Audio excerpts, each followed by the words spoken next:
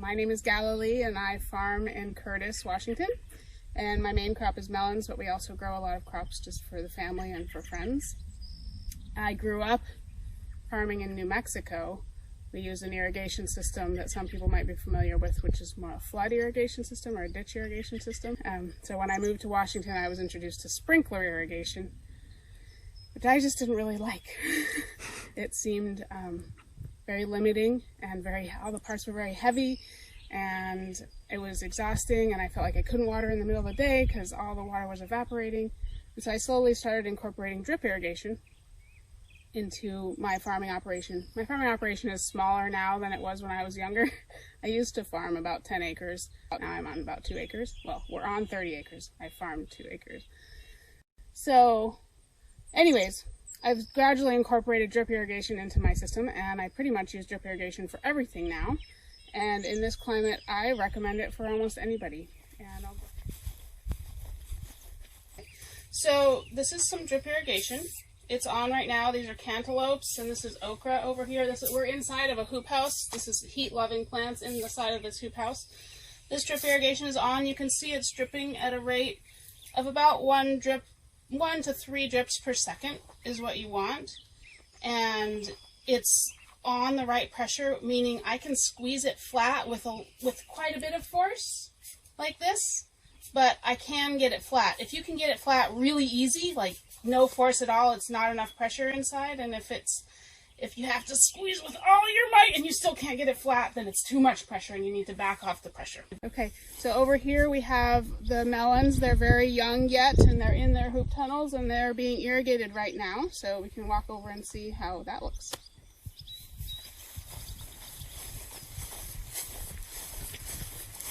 These rows are 250 feet.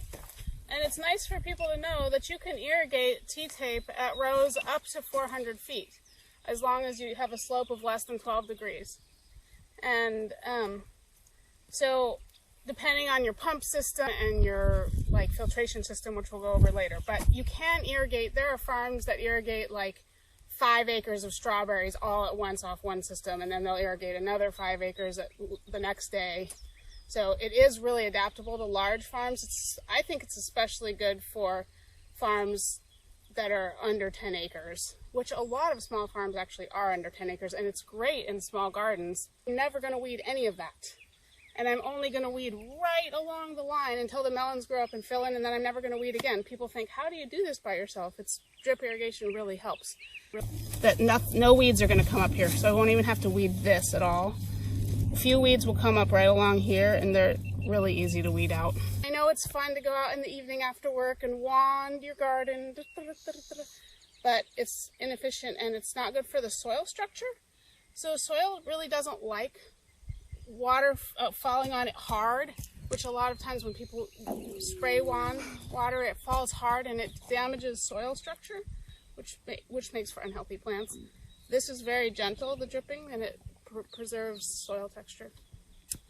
And another reason is there's less disease in plants that are watered with drip irrigation, because a lot of plant diseases, most plant diseases, are spread through water on the leaves, and a lot of plants don't like getting water on their leaves. And this is a really good example actually of a place to use T-tape, because all the diseases that onions get around here are from moisture like this. And you can use so little water. A lot of crops I only water for 30 minutes every 5 days, depending on the weather, of course, but something like that. So that's really great. And you can see right there, those flowers, I haven't put the irrigation in yet because there's been so much rain. I haven't had to, but pretty soon I need to get the tape in there, because once the plants get bigger, you can't put the tape in. It's also very adaptable from year to year. You can cut and paste your system constantly as you change your row spacing or your crops, and I'll show a little of that in a little bit. So this is a little pretend situation here. So we went over why, because it's adaptable, conserves water, there's less weeding. The parts are easy to work with and lightweight, and they last a long time. That's another reason to use it. So this is drip tape. It can last, if you put it away carefully and you treat it well and you don't have mice chewing on it in the winter, and you don't have a lot of gunk in your water source, it can last up to 10 years. And some people replace every year, but you don't have to. I don't. And so the parts last a long time, and the plants are healthier because the water's going straight to the roots. So a little bit about where you can use it. I talked about that already, but row crops in general, but including berries and flowers, not just vegetable row crops, but fruit, obviously melons, and I use it in our strawberries and our raspberries and in some of the perennial flowers and herb beds. The things it's not good for, and this is on your little list here, it's not good for orchards or like fruit plants like grapes and apples and stuff that are far apart. So it's not good for orchards, it's not good for curvy or steep plantings, and it's not good for cover crop or fields that are planted closely together like grains and grasses and hay. So those are applications where you wouldn't use drip irrigation, and I don't use drip irrigation in those situations either. So I want to talk about what is drip irrigation. So it's a water delivery system. Some people use the phrase T-tape because that was the first commonly known one, because things go in a T, right? Here's your main and it tees off. So there's a lot of T's. But T-tape is actually a brand name of a certain type of drip irrigation, like Q-tips is a brand name. And I don't actually use any T-tape, even though I call all of this T-tape. Drip irrigation. This is the hose. Well, let's go over the parts. So there's main line. So the main line, there's a big roll of it right there. That's 3/4 inch main line, which I recommend for most people. So you can have, your main line is your header where all of your things come out of. So like over there in the melons where we were looking before, I have 6 lines. So my main line is like, it's about 70 feet long, right? And it's got 6 lines coming off of it because they're farther apart because it's melons.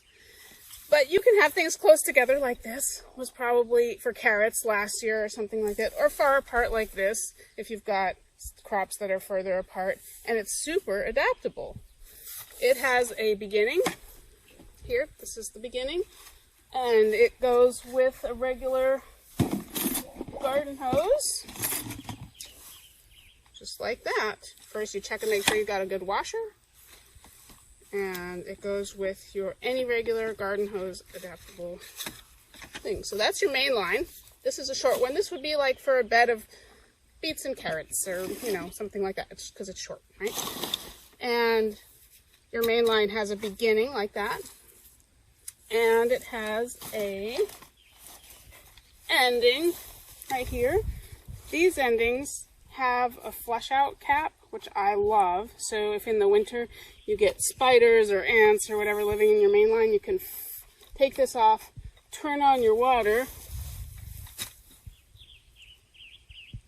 Whoops, I've got a bunch of stuff open, so I won't do that right now. But if there's earwigs or whatever, they go flushing out the end. We'll do that after we get some caps on here. And then you can close it back up. That way you don't get your irrigation tape all filled up with bugs and spider webs and gunk. Okay. So that's the main line.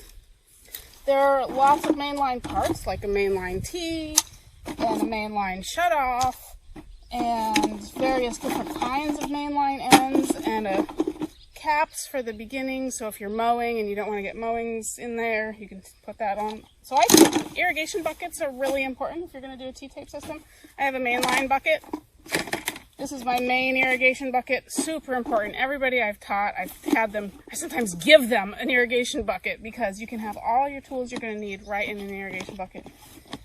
And that's really, really, really important. So that's your main line.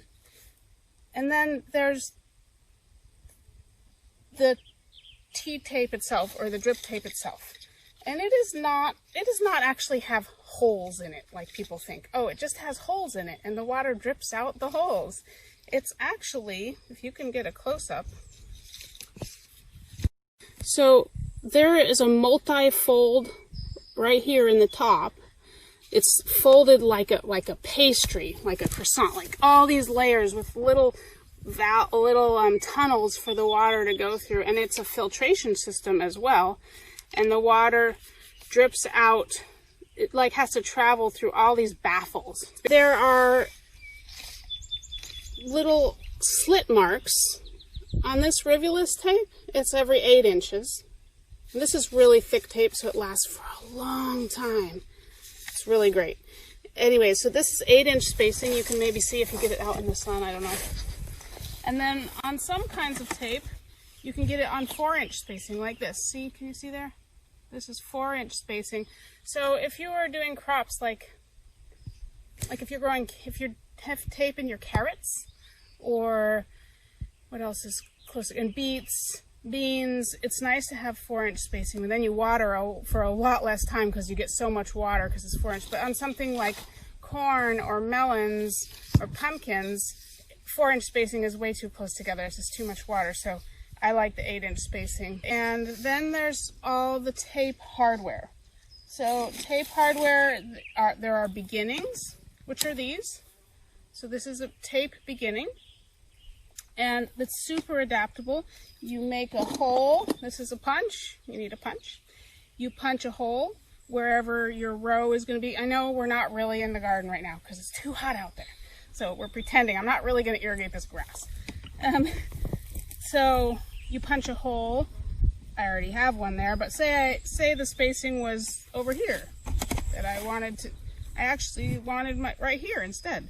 So you punch a hole with this. It's a little sharp thing, and you punch it like that.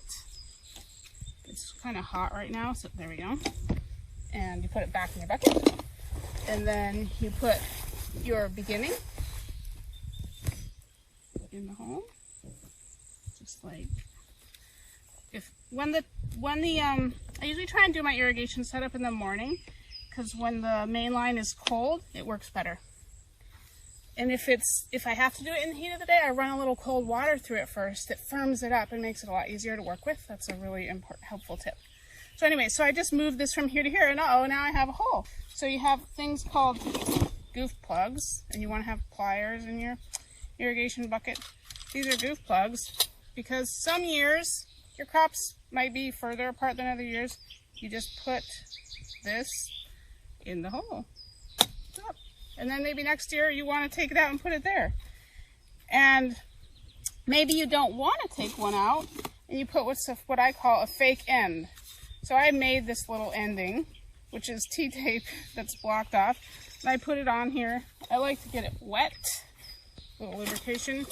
How you put it on is, so this has a collar that goes back and forth. See that? That's on, that's off. So you start with it off, which is all the way towards the main line. You get your tape wet, and you slip it on. You got to go all the way till it stops. All the way is really important, or you're going to get leaks. And then you hold it on, and you turn your collar away from the main line. That tightens it. It's a compression fitting, and it's ta-da, like that. Pretend this is a long row going way out there. Again, I would get it wet, take the collar all the way back, stick it on, tighten it up. Okay, so now we have 2 goof plugs, 3 fake ends. Oh, and there's one over there. Let's put some T-tape on there. So I got to back it all the way off, slip the irrigation on, tighten it all the way up. All right. Right now I don't have a big roll to show you, but you pull it, if you have a big roll, you have it set up and you pull it all down the line if it's brand new, fresh T-tape, and you just cut it off at the length you want. What do you do about the end? Because if I turn this off, water's going to come right out at you. So there's the free end, which I will show you, my favorite. The free end is you cut a 3-inch piece of whatever's laying around, you take your end, and you fold it 1, 2, and then in half the other way, which I call 3. 1, 2, 3. So I'll do that again. 1, it's about 1 inch, 2, 3, and then you push that inside your little cut piece, and you've created that's free. Here's the 34-cent end, and the 22-cent end, which most people really like. I like them too, but the free ones are better. So this little thing, you slide it in the short end, you pull it out a little bit, you do the same, 1, 2, 3, or some people just do 1, 2, 3, that's what's recommended, and then you push it inside there and you pull hard. That looks the best in the garden, I think. And also when you pull on the end, you're not going to pull it off. With the free end, if you're not careful or you're having some kid help you, they pull on the free end, it's going to pull off and the water goes splooshing out and you regret it. So this is pretty good investment. They last forever till you mow them. 34-cent end looks a lot like a beginning. Collar has to go all the way back. It's got a little pull on it, which can be really helpful. If you don't want your, so one downside of T-tape is that it blows around in the wind, and when it gets hot and cold, it shrinks and expands. And if you have this pull end, you can put a piece of rebar or bamboo at the end of your row, pull it, you have to stake it here at the beginning, pull it to its extent, and put this little pull end over your stake, and it will stay put. Or you can also use it to pull on. So anyways, it works the same way as the beginning in that you get one part of it wet, either this end or this end, it doesn't matter. You slide it on all the way, important. Then you slide that collar, hold tight to that part, and turn. So there's an end. I think we could turn this on. Most important thing, people think, oh, you want the holes on the bottom. No, you don't want the holes on the bottom, because if there's any sediment whatsoever in your water, which almost all water has some little particles or little sediment, they're all going to gather in the little slits. So if you put it on the bottom, it's going to get clogged up. If you put it on the top, so that's probably the most important, most common mistake that people make if they're just beginning and setting up a drip system, is they'll put the slits on the bottom. So you want to look for your slits and keep them up on top. Can you see them there? Another really great thing about T-tape or drip irrigation is that it's really easy to fix leaks. So I'm going to show you the 2 ways that you can fix a leak. First, I'm going to turn this off. Well, actually, I'll make a leak. How about that? Or they dropped their pocket knife on it. So, oops. Ah! There's a leak. Okay. I would not call that very bad. So in this case, you have some flagging tape in your irrigation bucket.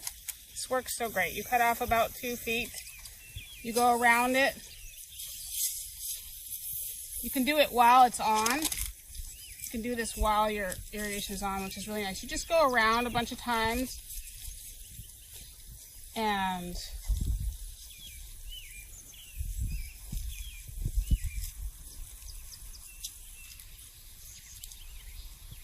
then you just tie it. And so it just, what it does is it just sort of redirects it. And if it still seems like it's leaking too much, or if it's, see, that's still leaking quite a bit, but for most leaks, that is sufficient, which is shocking. And once you see a piece has too many fixes in it, then you probably throw it away. So if it's a worse leak, you shut off your water. Then you get your scissors.